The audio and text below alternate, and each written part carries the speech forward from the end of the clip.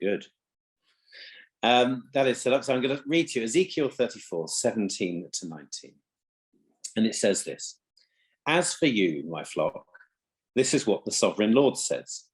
I will judge between one sheep and another, and between rams and goats. Is it not enough for you to feed on the good pasture?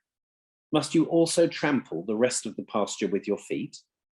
Is it not enough for you to drink clear water? Must you also muddy the rest with your feet? Must my flock feed on what you have trampled and drink what you have muddied with your feet?" Now, I kind of came onto that verse and just had that rolling around my head, largely as a reflection on how we are using land, of how we are using resources. And I guess that came about because we have, as a family, for the first time in 10 years, we had a 2-week holiday. Because we've always stayed in Cornwall for our holidays because we love it so much and feel no need to go anywhere else. But some lovely friends arranged a holiday to France for us 3 years ago with them, which of course we haven't taken. And now we were allowed to take it, so off we went. And one of the things I was absolutely staggered about was we drove just under 2,000 miles in these 2 weeks because we went a long way down to the bottom of France. And in that 2,000 miles, down to the bottom and back again, at no point did I have to stop and clean my windscreen. And it just kind of stopped me in my tracks. Because my wife and I used to regularly drive around France in our late teens and early 20s, so that's quite a long time ago. And we would always have to stop and clean our screens because they would be covered in bug life.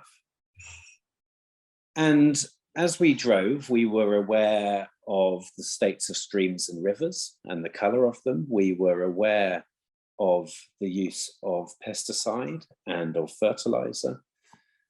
And this idea of trampling the ground, this idea of being less careful than maybe we should. And I guess the phrase that came to mind was to tread carefully. There is an absolute biblical call to tread carefully. That is what this passage is saying, tread carefully. And why is it that we take the prime of everything and leave the waste product to feed the rest of creation, the rest of nature? And indeed, what we're now doing, or have done, is lost great swathes of habitat and great avenues for biodiversity to flourish in. In fact, I was encouraged that actually just driving around my own lanes here in Cornwall, I see more bug life in my own lanes than I did across the entirety of this journey across Europe. And within the passage, there is this tone in here that there is some level of choice, or indeed of judgment. I will judge between one sheep and another, and between rams and goats. And judgment is not a particularly fashionable, trendy, or gentle thing to talk about in the church. We shy away from it, and yet there is definitely some balancing act to be had here. There is definitely some recognition that will be made about our actions.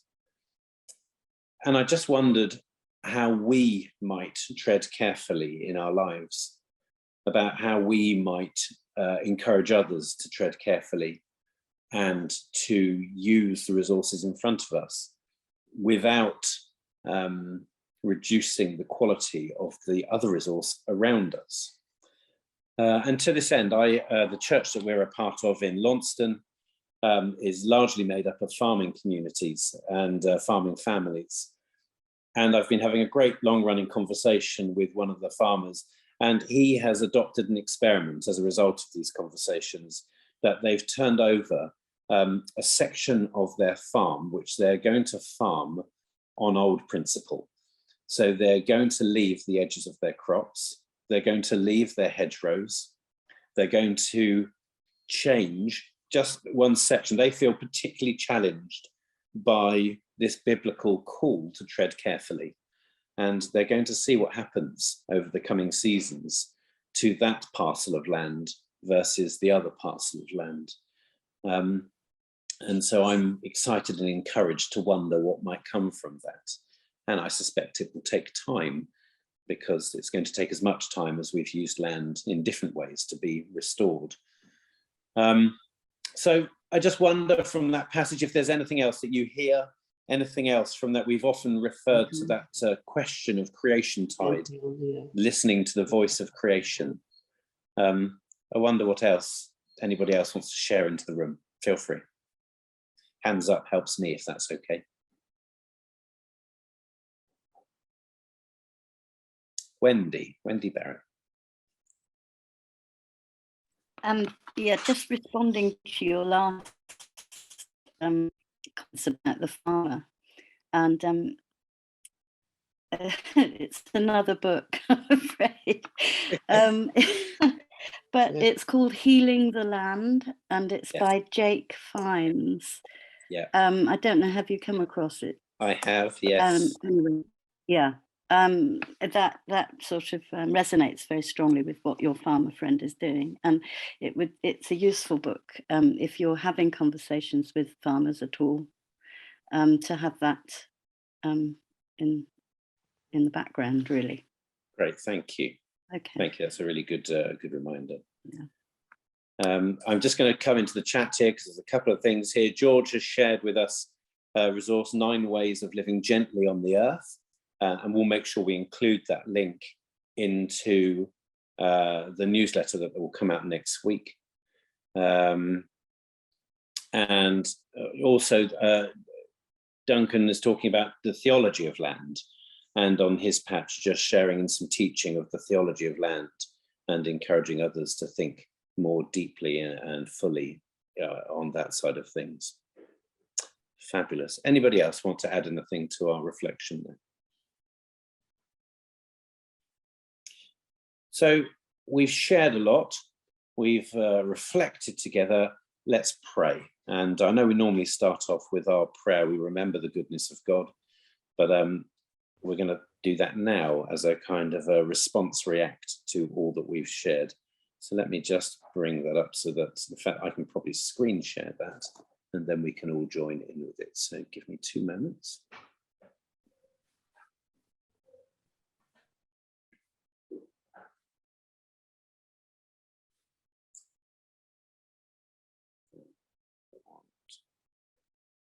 That one.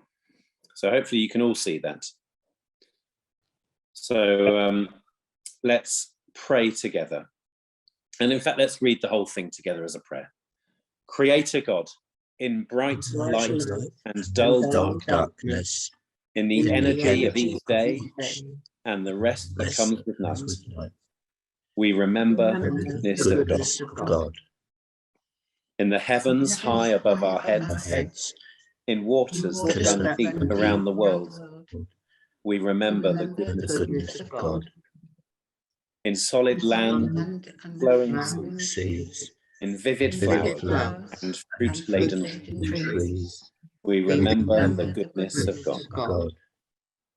In the rising and setting of the sun and the cycles of the seasons, in the patterns of the shining stars, we remember the goodness of God.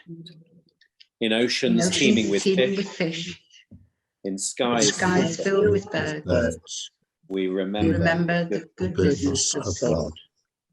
In a world filled with animal life, and in ourselves as human beings, we remember the goodness of God. And God looked and saw all that he had made, and indeed it was very good. In rest and reflection, in work, wonder and worship, we remember the goodness of God. Amen. Amen.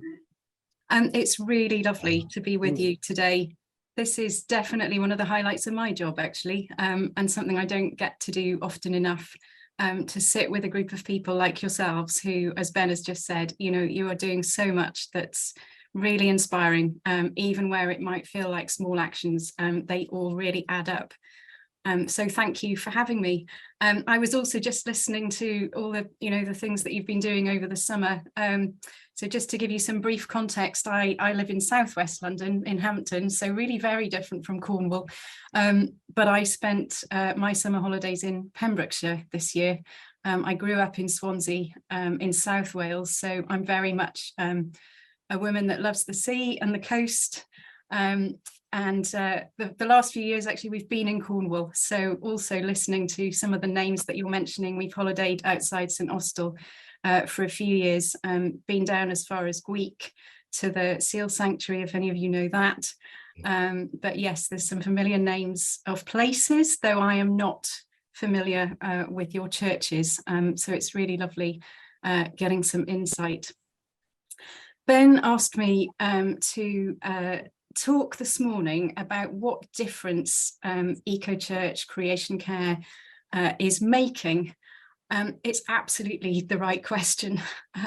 So I will go on in a minute to give you a little bit of our vision and where we've got to. I think by the sound of it, quite a few of you are fairly familiar with Eco-Church, but I will use Eco-Church as a framework to talk about some of the ideas, stories that we are hearing and being part of sort of across the country. But just to begin with some framing, obviously a lot has changed for us as a country in the last day or two. And I think, looking at the political and the social and the environmental context, in answer to the question, what difference is it making?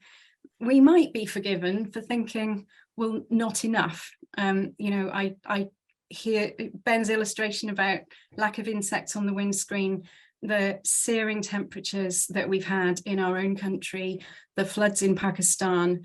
This is not me wanting to bring us all back down. I'm hopefully going to bring us all back up again. But, we have to be realistic and acknowledge the context in which we're living in today. And it is challenging and it is tough.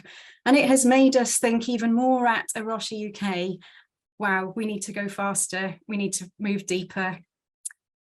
But it isn't for us to solve the whole.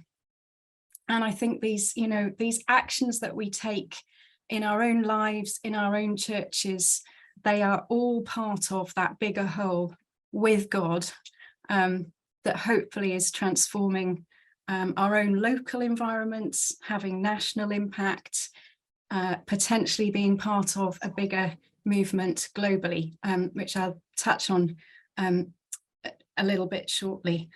And also to take time to rest. So actually, a few of you have said, oh, it's been a slow summer, a quiet summer.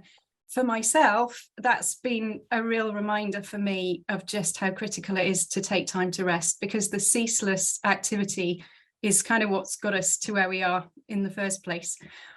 So let me just actually bring up my slides before I go too much further. I've got sort of a 15-20 minute presentation, and then I'm hoping that we'll get into some conversation and some sharing of ideas. And I've got some questions for you to think about, which either we can do together or maybe in breakouts, but let's see how we go for time. Let me begin by just saying 30 seconds on A Rocha UK. Not a lot of people know about Eco-Church, maybe not about A Rocha UK. It's been going in the UK since the early 2000s and started in Southall. And our mission is very much our vision to equip Christians and churches to protect and restore the natural environment. And Eco-Church is the main way in which we work with churches, but I'll touch on some of the other aspects too. I've been with A Rocha now since late 2017 as the church relations manager, and I'm delighted that we've gone from 2 to 5 of us in the last few months, having now an Eco-Church officer for the North and one for Wales. Not one for Southern England as such. I mean, I guess that's me, sort of the whole of the rest of the country. Yeah, 2 absolutely wonderful colleagues in Sarah and Lissy, who, if you're getting in touch with the Eco-Church team as far as registrations, awards and so on, it's very likely that it's Sarah or Lissy you will come across. Just a very brief bit of background. So Eco Church, a Framework for Action, it was started in 2016 as a scheme to help churches embed caring for creation across every aspect of church life, and hence the framework of the 5 categories that I'll touch on. We've now grown to a community of, I think we're at 5,300 registered churches across England and Wales. And that's, let me get my facts right, that's 10%, more than 10% of churches across England and Wales that are now registered. And that was our kind of initial goal. And it's not just us as Aros UK, but it's very much a partnership with other organisations, many of which will be familiar to you, that helped set this scheme up in the first place, like Tearfund, Christian Aid and so on, and many of the major denominations. There are 50,000 churches in the UK, albeit that number is slightly declining, perhaps more so amongst traditional churches, but with lots of fresh expressions and different types of churches going on. That's an exciting potential of churches to reach as far as caring for creation. And just imagine the impact that we could all make, all of your, what you think are small actions, magnified many times over. And just to mention, there's Eco Congregation in Ireland and Eco Congregation in Scotland, both doing very similar things, but we don't run Eco Church in those parts of the UK for that reason. Scotland have already reached, I think they're at 17% of churches there. So we'd love to reach 25% of churches across the whole of the UK between us by the end of 2025. And, you know, it's not just churches, but we're clearly all in communities. But imagine us sort of as beacons in connection with our communities, as many of you already are, doing more and more, you know, going towards renewables faster, caring for our land, counting on wildlife, planting orchards, nurturing apple trees, creating bird boxes for barn owls. How wonderful these stories are. It's fabulous. So what difference, though, is this all really making? Well, worship and teaching is the start of Eco Church, as you'll know, and we always talk about that as foundational. And encouragingly for us, we are seeing many more churches coming in straight away on that section at Gold, which I think in some ways is a kind of, you know, maybe represents that over the years that Eco Church has been running and other schemes, churches, Christians are more aware. I'm not saying it's universal, but it's growing, this awareness that actually caring for the earth is at the heart of who we are as Christians. You know, it's right there, it's missional. So that's really encouraging. I think what's on my heart for us as an Eco Church community is prayer. And we are, just to flag to you, we've been piloting this year prayer meetings for our Eco Church community, and we're about to hold the 3rd one on the 22nd of September at lunchtime. Things that I mentioned today, if it's all right with Ben and Rosie, I will follow up with some links that you can circulate. But I'm feeling, I think, more and more convicted that actually prayer has got to be so central in what we're doing, in keeping ourselves going. And that brings me to the other aspect of what I want to mention here, which is, you know, is not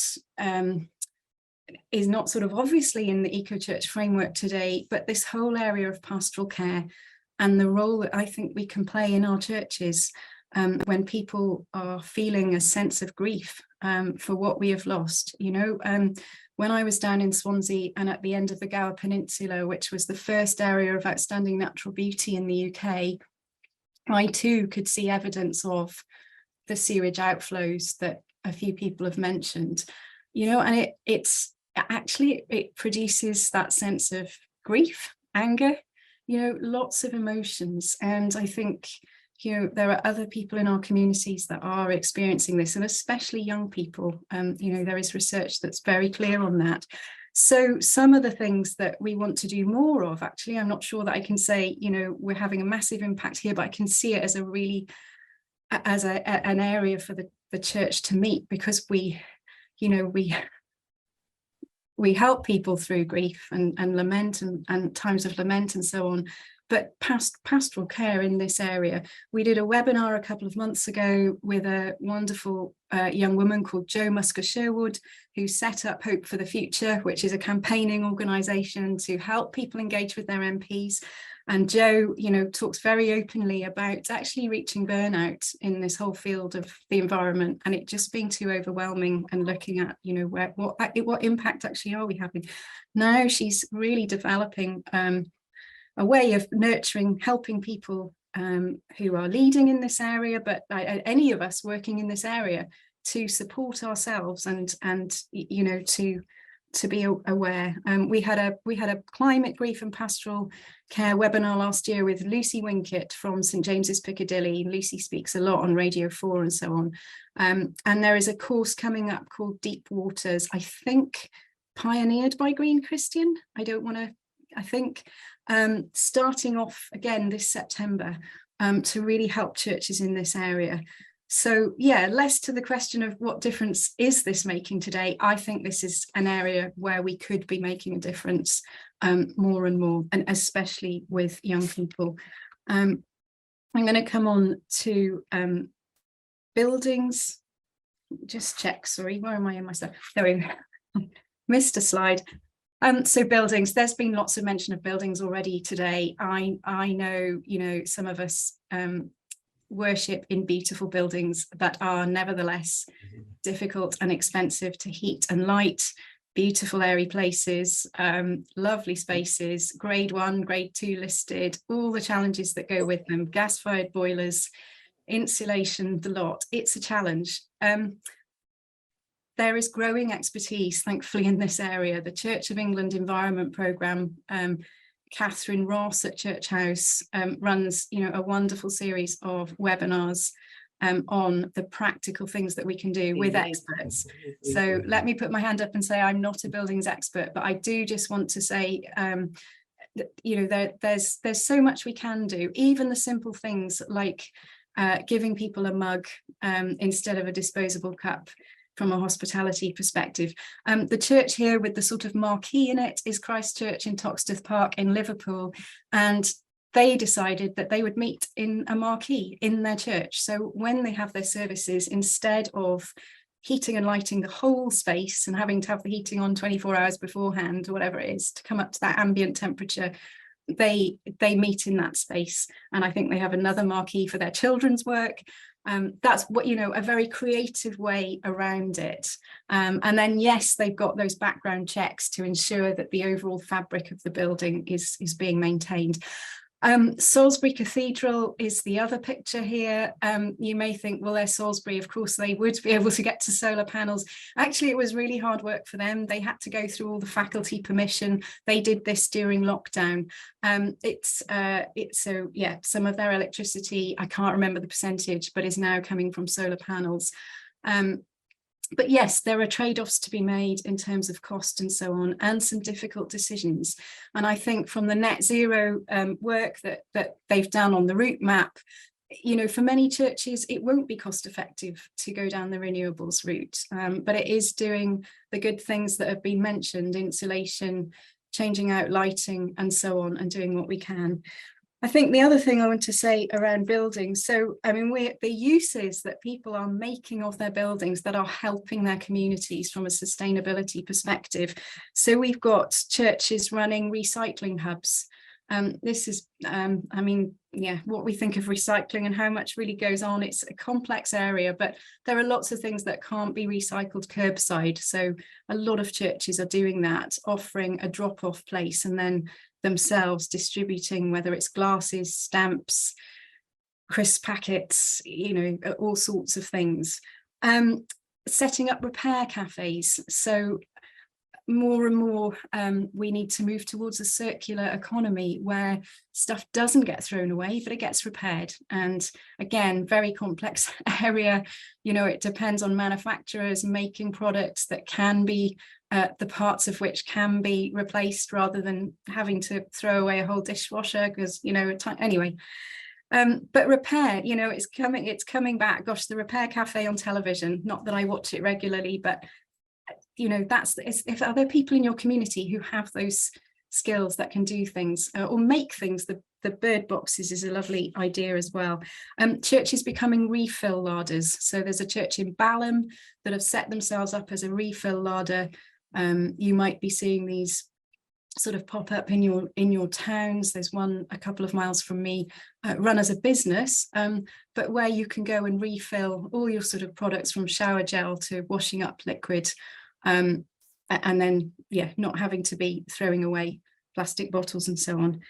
And then, I mean, some of you may have done this yourselves over the summer, but we've particularly in London been aware, where we always a few degrees warmer than everywhere else, of churches saying, we've got a beautiful, cool building, come and, come and spend your time here, sort of shelter from the heat. That was something that came up when we visited Salisbury, that they're very conscious of the changing climate, obviously, that we're experiencing, and the need to provide areas of shelter and shade for people, not just in our buildings, but on our land as well.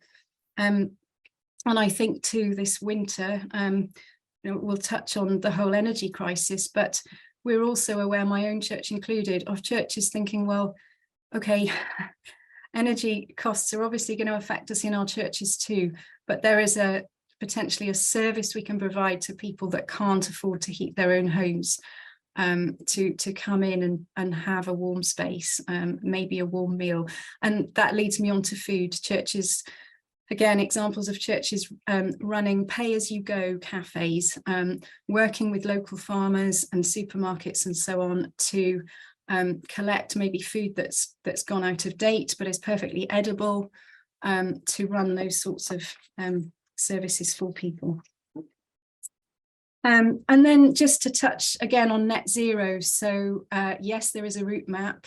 Eco Church is a part of that. And I know we've sort of, I've heard us, Eco Church talked about as almost the hearts and minds bit of that, of trying to help people understand why it is that we need to get to net zero, let alone what that means. But we will also be looking at Eco Church and the survey in the coming months, not making any changes before next year, as to how we can demonstrate that actually doing this is impactful on the route to net zero.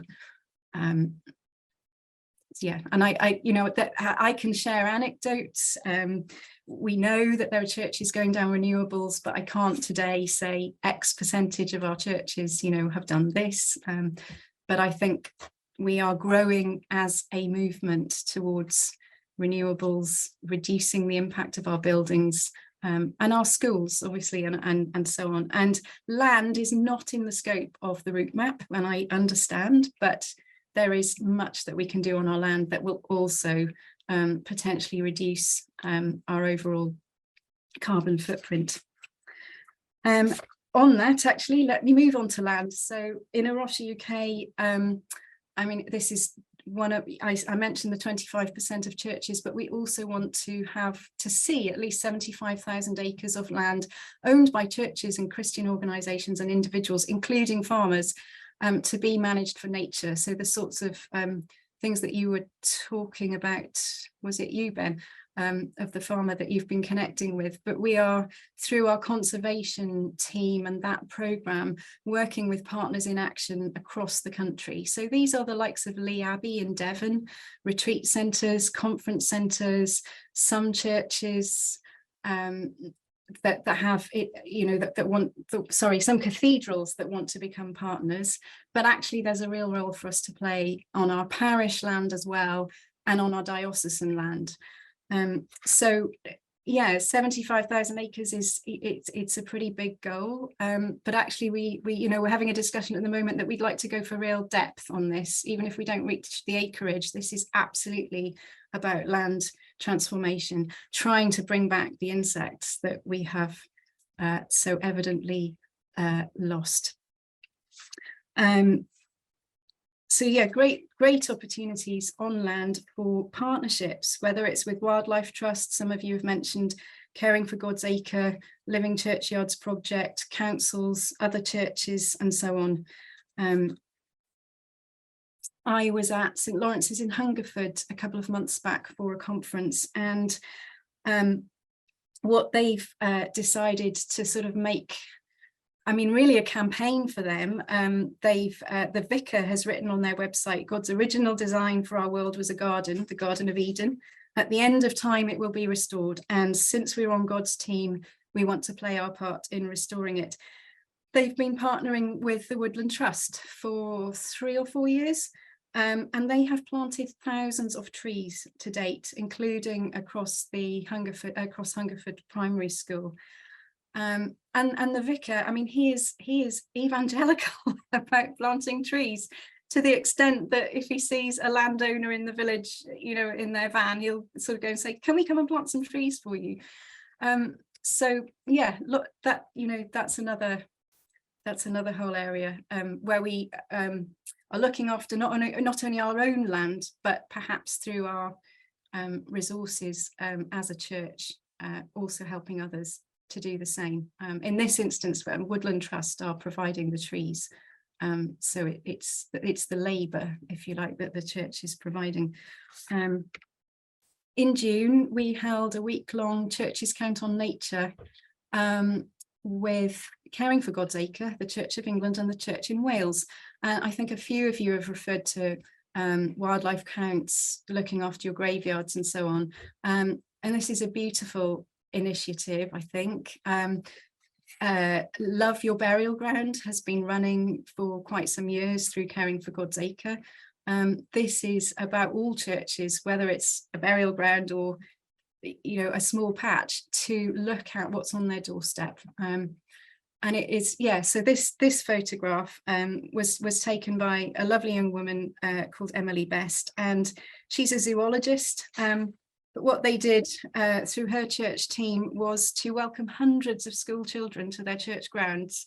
I don't know if that was all, I don't think that was all in one go. But they did biodiversity monitoring workshops in the local Church of England school as well, and in the preschool.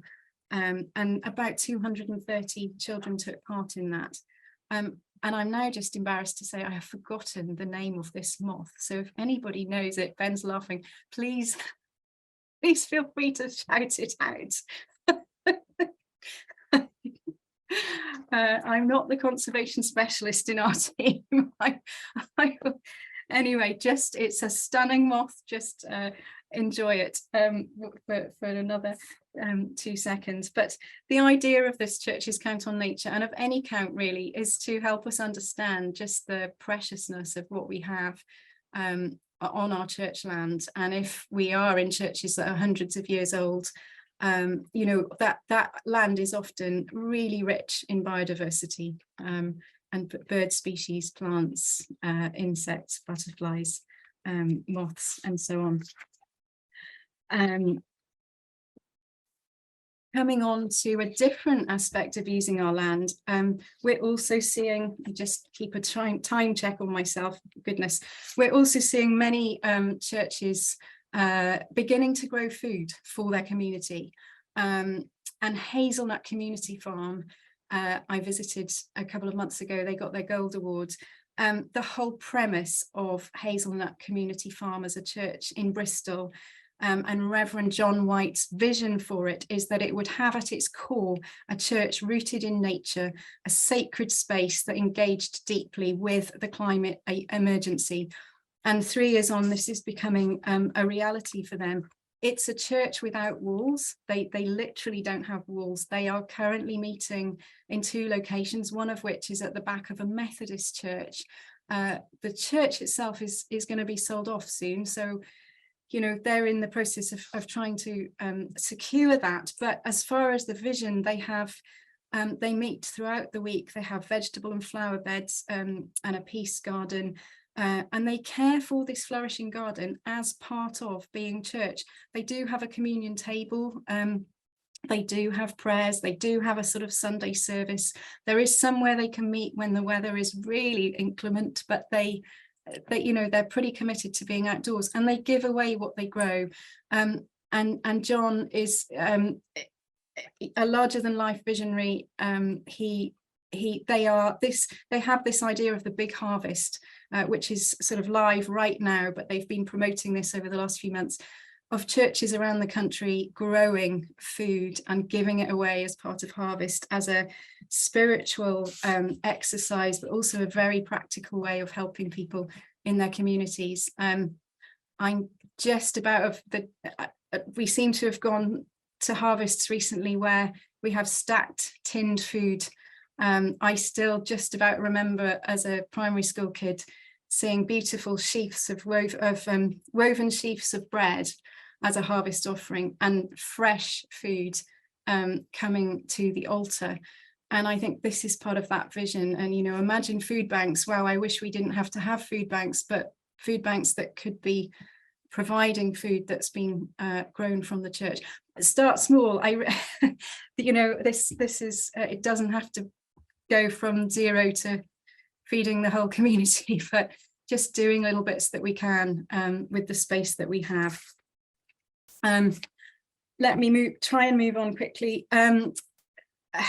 So community and global engagement, a massive area for us, and so it's so interwoven with the things I've already mentioned, really. But even something like a litter pick, we heard of lots of churches during lockdown just getting out, and as part of their daily walk, when we were still only able to do you know, like an hour of exercise a day, taking a litter picker with them. This photograph is was a litter pick on a massive scale. So we have Wolffields Nature Reserve in London, in Southall in London, which is where A Rocha started. And it was a piece of council-owned land. It actually still is council-owned land, absolutely piled up with rubbish. There were drug users around the area. Long story, but they sort of gave us their blessing to move in and completely transform the site to what it now looks like today. And it's only 3 acres, but it's a community space of allotments and a beehive and fruit, an orchard. And we've really struggled with our orchard this summer. We've keeping the apple trees alive, an art space. And I just give, you know, we have that space really to demonstrate to churches what is possible, even on just very small areas of land. I just wanted to mention our, you know, what are we doing nationally and globally? I had the absolute privilege, and it really was, of being at the Lambeth Conference Day at Lambeth Palace on the 3rd of August. I very briefly met Bishop Philip and Bishop Hugh. We were there as part of the A Rocha family. So A Rocha is in 20 countries around the world. And the Archbishop is shaking the hand of Dave Bookless, who started A Rocha in the UK. But we were there to showcase EcoChurch and to talk about, in particular, the work that we do in other countries in different habitats, but particularly forests, because something called the Communion Forest was being launched as part of Lambeth. And I guess I was reading Bishop Philip's blog about Lambeth, which, if you haven't come across, is a really beautiful piece of writing, and somehow he summarized sort of 2 weeks. But it was just wonderful and really genuinely very humbling to meet bishops from Sudan and Madagascar and, you know, all over the world, and to hear about what they're experiencing on the ground. There is interest in EcoChurch internationally. There are countries, A Rocha New Zealand is running a version of it.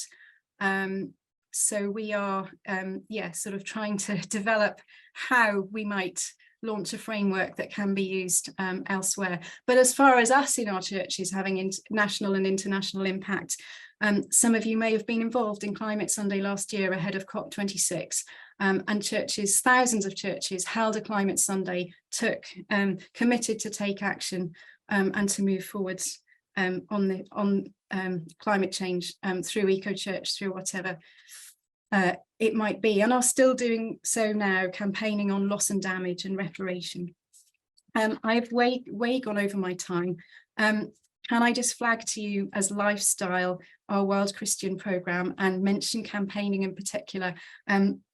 Was it you, Duncan, who said, you know, you just want to, yeah, our chief exec, Andy Atkins, is a campaigner through and through. I think if you cut him down the middle, it would say campaigner on it. And he would say, we need to do all these actions. We also need to use our voices and speak up. And we have, let me flag 2 things coming up this autumn, which we are running through Wild Christian, but absolutely is, you know, open to eco churches. Warm This Winter with Green Alliance towards the end of the month. So Green Alliance are running a campaign all around the energy crisis. I can't tell you more about it at the moment because I'm going to need to go to that webinar myself, but that's one of the campaigns that we'll be supporting. There's the Climate and Ecology Bill, which we ran, we did a seminar on again a couple of months back. I can send you the link, all about both climate action and the restoration of nature, and those two going together. So there's that out there. I said there were two things this autumn. The other one is one of the wildlife trusts coming to speak to us. I will share all these links. I am, this is what I've just talked about, the Climate and Ecology Bill. I'm going to stop because I'm sorry, that was not 20 minutes. That was, I get carried away, you see, I'm really sorry. Can I bring us back together then? And you know, in some of the things that I have said, I guess some of the impact I hope is implicit, even if I've not given you sort of hard and fast figures, but I think my challenge is to think about how actually, you know, we so often talk about the fifth mark of mission, but how are all these, you know, in the things that we're doing through creation care, how are we showing these other marks? Claire mentioned young people, I think, and QR codes and so on. They are so passionate about us leading, as the church leading on this. And then my question to you is, what fruit do you want to see? And this is the question that we asked to the bishops at Lambeth. If you're doing creation care in your church, what sort of fruit do you want to see? Who would like to share anything from the discussion you've just had, either in terms of mission or fruit? Well, we'll jump on in just because I made notes, so I better actually use them. We reflected a lot. I mean, I'll just share some of the stuff we've kind of talked around, but we said that caring for creation is a uniting and invitational offer, that it draws others in, and often those without traditional church connections. So it breaks down barriers. But there is something about, it feels so often within our own church setting that we kind of have strongholds. We have to be the experts, so we hold the knowledge, and there's something about letting go of those and then just being the gift of hospitality. So welcoming in others and doing what we do very well, which is to welcome and be hospitable, and in such showing the person of Jesus, and allowing others to then potentially be the experts and knowledge in our spaces.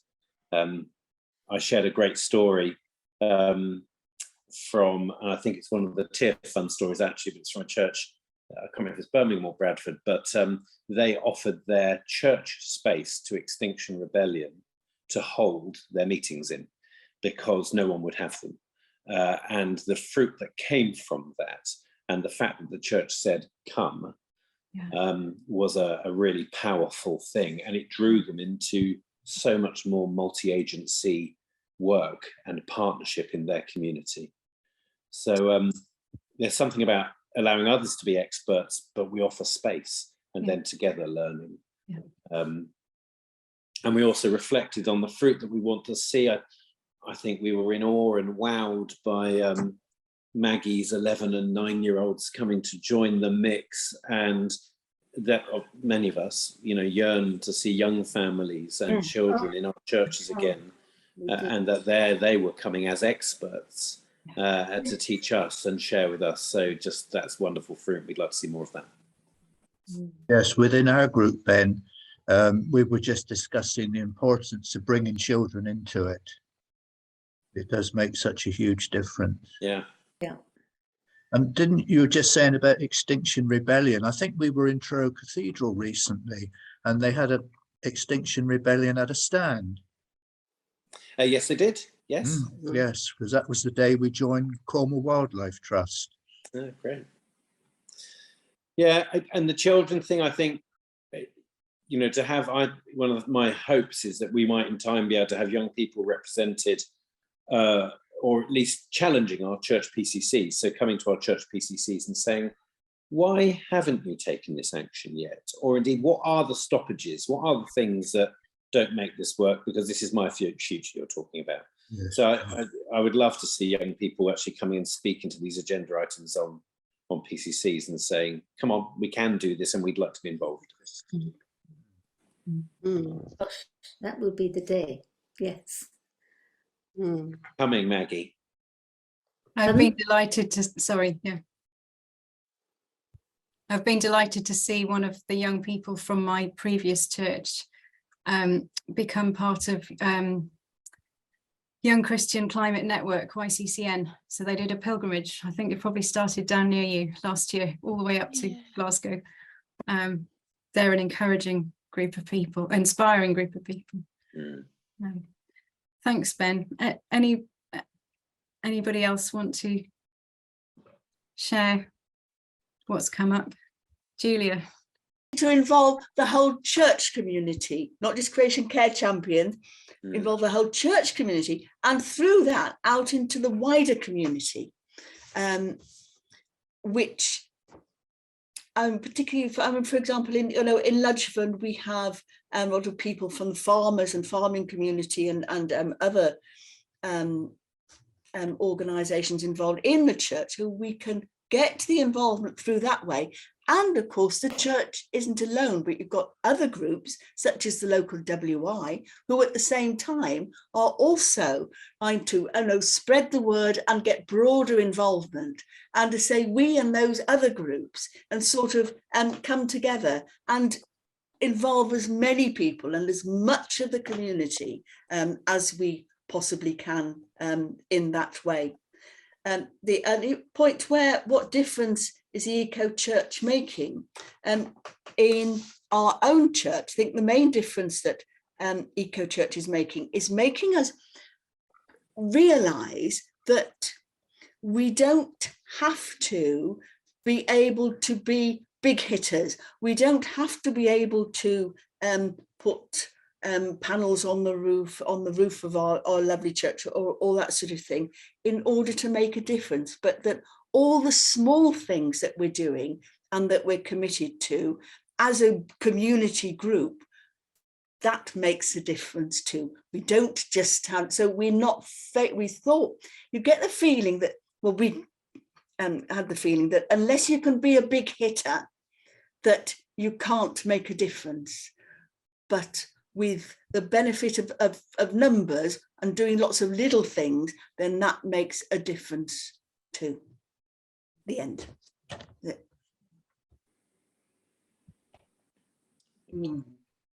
Thanks, Julia. Yeah, I mean, I think we were saying it's not, it's not appropriate for every church to do everything. And back to the net zero, that it's not going to be for every church to go down the renewables route. So it's doing what's appropriate for us in our context, and hopefully having a ripple effect that's drawing others in, and many, many actions happening many times over.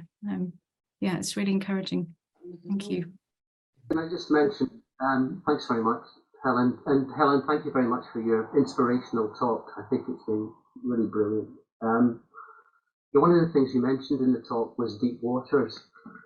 Deep Waters is a programme which is now being run, I think over the last maybe 2.5 years by Green Christian. It's an 8-week programme where people meet once a week for about an hour and a half. And it's really a kind of equal grief programme. That sounds very, very down, but in actual fact, it's recognising something you mentioned earlier, Helen, that some people are feeling quite hopeless, actually. We have Christian hope, and that's so central to what we believe in. But that, yeah, a lot of people are just feeling very down about this for a number of reasons, about the loss of habitat, about our guilt, if you like, as generation, and what we're leaving to grandchildren, and so on and so forth. So that programme, and I mention it now because it's starting again in the 22nd of September, which is very, very soon. So it's an 8-week programme, if you wanted. I've put it in the chat. And it's really recognising that this is a process. It's almost a kind of bereavement process for some, and a coming through that, and moving forward. We draw on liturgy, on prayer, on poetry, on reflection, and we do work in breakout groups as well, and just getting together with other Christians to share our concerns and our hopes. Thanks. Sort of Brilliant. Thanks, George. I go on, Rob. Sorry, I can see your hands up. Yeah, it's only a little suggestion. You said about harvest festivals, and I was conscious a couple of years ago that our harvest festival usually has some apples from Morrison's, and the posh people from Waitrose have posher fruit that come. What we've done is our harvest festival is now the products that are grown in our parish. So we get stuff off every farmer. So it might be maize, it might be corn, it might. We've got people who grow vegetables and things like that, as well as the things that the more regular congregation bring. But one of the things we did, and I haven't found the right way of doing it yet, so I've wrecked my wife's food processor a couple of times, is to actually make the harvest loaf, and the loaf we have for communion service, out of the wheat that's grown in the fields next door to the church. And we also have all the nuts and things like that grow, wild in the parish, and that's our harvest, and that promotes our environment. I think. To Peter about That's really lovely, Rob. Yeah, brilliant. Yeah, really good to hear. Can I ask a wider question, Helen? Can I just say that I'm really inspired by what you've shared, and also by just what people have shared in the groups as well. And generally, it's been inspirational. Really, it's reinvigorated me. Always been keen on all this, but it's just nice to hear all these stories. But can I ask a wider question? It was really encouraging for you to say that an aim is for 75,000 acres to be utilised for nature. But that's a huge proportion. Is that of church? Because the Church of England, if I got my figures right, owns 175,000 acres. Now, is that Church of England land, or is it DBF land, which is 70,000 acres, or is it Church Commissioner land, which is 105,000 acres? It's a very large proportion you're going for here. Yeah. And a wider question, are the Church Commissioners involved in this, who we all know are loaded, and are they doing lots with their land? Wow, there's a lot of good questions in there, Duncan. Thank you. Yeah, I can't. So I think Andy Lester, my colleague who heads up our conservation area, did work out like it's the equivalent of Bristol plus. I must check that with him. It's not an insignificant acreage. The answer is it's not all parish or diocesan land. It's land owned. It's land owned by Christian landowners. So actually we're working with a couple of farmers, the Knepp estate over in where is that, which part of I'm going to get this wrong now. Pardon? It's in Sussex, isn't That's it? Sussex. I was going to say Suffolk, Sussex, yes. We've got, I think we're now up to 36 what we call partners in action, and some of them are tiny. I mean, our own Southall Woolfields is 3 acres, as I said. We've got some that are hundreds of acres, but we are, having to ask ourselves the hard question, are we going to go for, is this depth versus breadth again? I think it's going to be a constant live question. We could keep on adding partners to get as close as we can to the acreage, but actually, what does transformational farming, what does it mean to transform the land with all the demands that are being made of the land in our country? Ben mentioned the CAT work that they've done on land usage, which is and energy, and which is really interesting. The Land Commissioner, so we are working mainly through our partners, yes, through the Church of England with diocesan land. So I've not mentioned it today, but True are a part of Eco-Diocese, and at the silver level, certainly there is far more about land, engaging in land, understanding what state your land is in, And we know that even, you know, sites of special scientific interest are not all as they should be, all sorts of challenges. On the land commissioners, that's not included in that 7. Well, if they were to say to us tomorrow, oh, come and work with us on this acreage, great, but we're not at that point. We're on a sort of slow burn, longer conversation with the land commissioners. But there is work going on from various directions trying to engage with them on this, and there is, you know, there is some interest. It's not a completely closed door. Fabulous, Ben. Thank you. Yeah.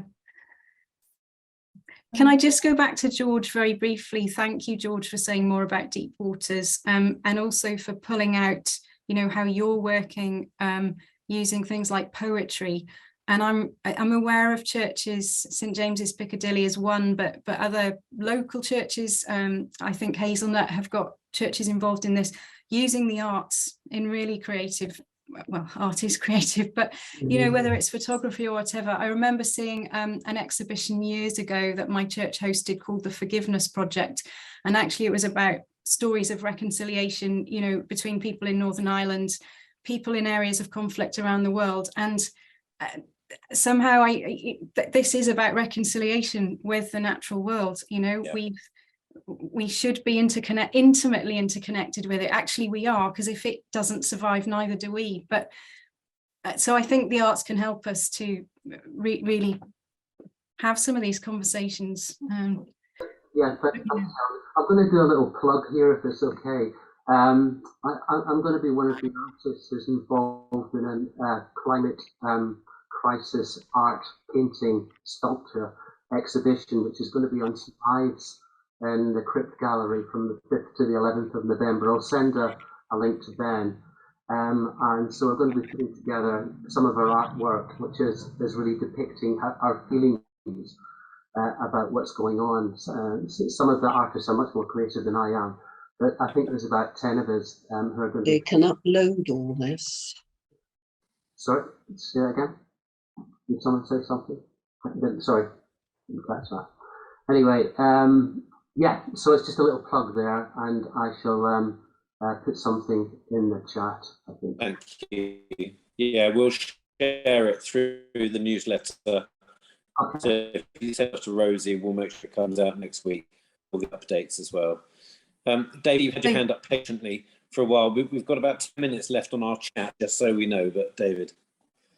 Okay, thank you. It's lovely to hear everything that's going on, and I love this sort of every little helps, and all these inspiring things are great.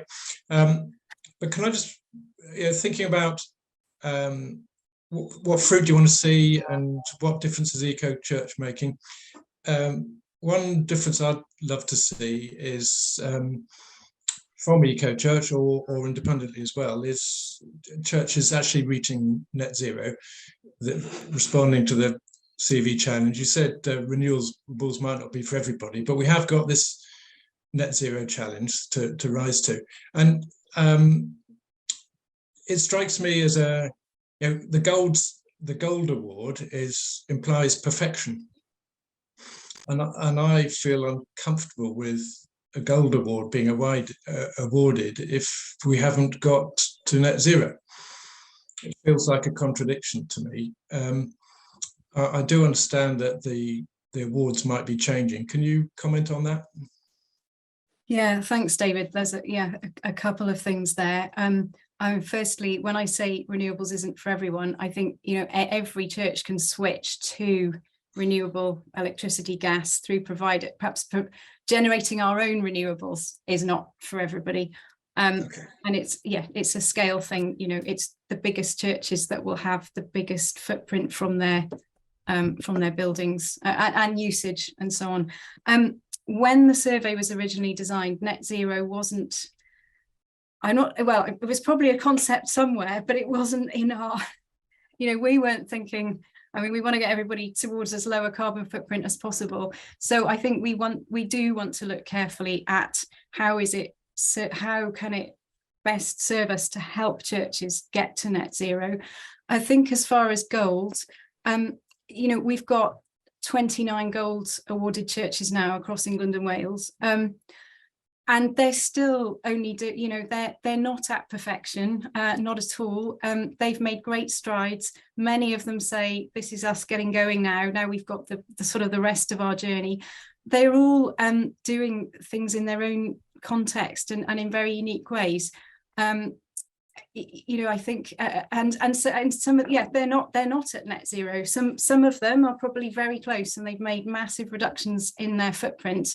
I think we do have an open question about how do we, as Eco Church, as Aros UK, work with our gold churches, keep them going as a community, encourage them to be going forward. But in a sense, they've embedded creation care to a large extent in who they are as a church, and they are committed to continuing to reduce their footprint, hopefully get to net zero. Some of them, as I say, are close, but I think it's a work in progress for all of us, and it's hard. I think we've got to acknowledge that as well. For some churches, getting to net zero is going to be hard work. There's a few thoughts. I don't know if I've fully answered your question, David. Yeah, I didn't mean to criticize those who've got gold. That's clearly fantastic. Yeah. I just think if we mean that this global warming crisis is urgent, then we need organisations like yours to change. Yeah. So to be frank, I think we are getting to a point where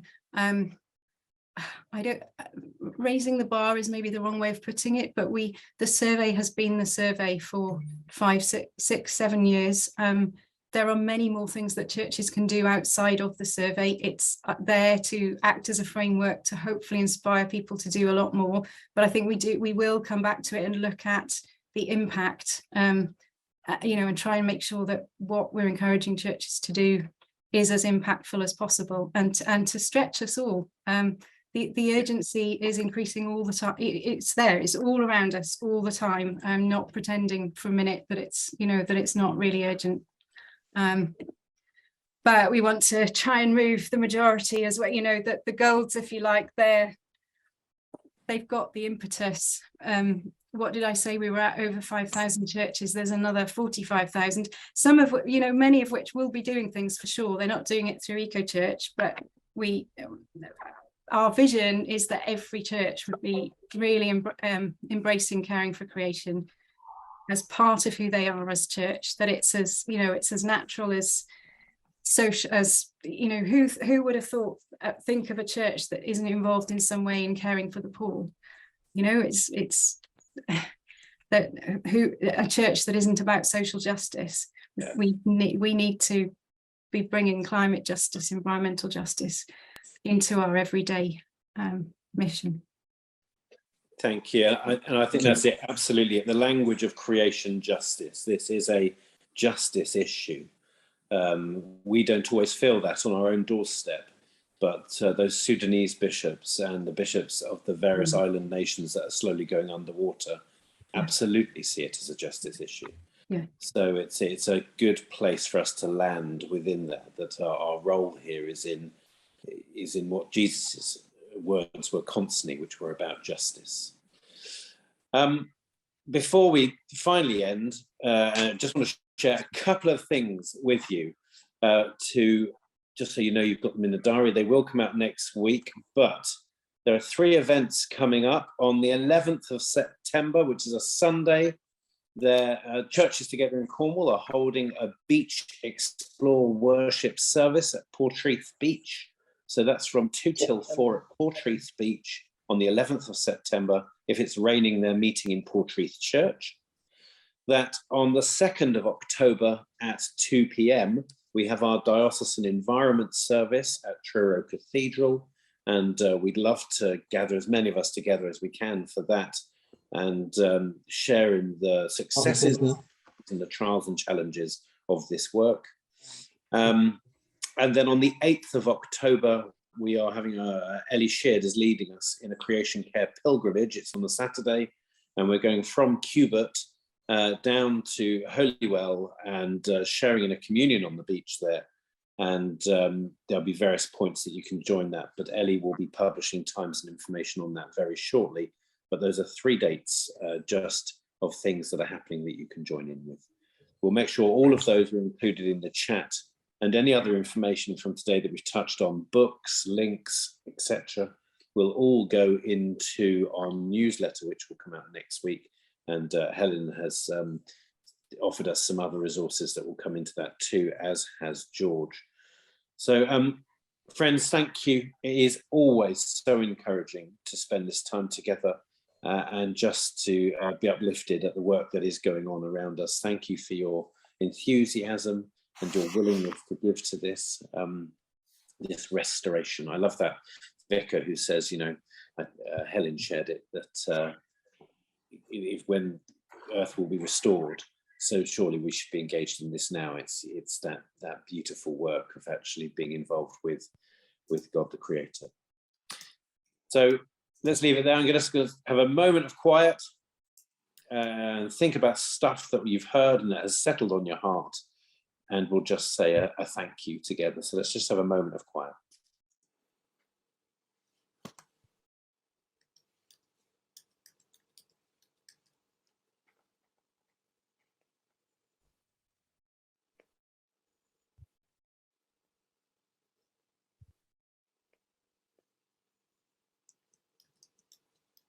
Creator God, we thank you for your goodness. We thank you for this good earth. I thank you for these good people, all searching and serving to bring creation care to the fore of their churches and communities. Thank you for the work of A Rocha. Thank you for all that Helen brings to that. Thank you that you call us into partnership with you. Amen. Amen.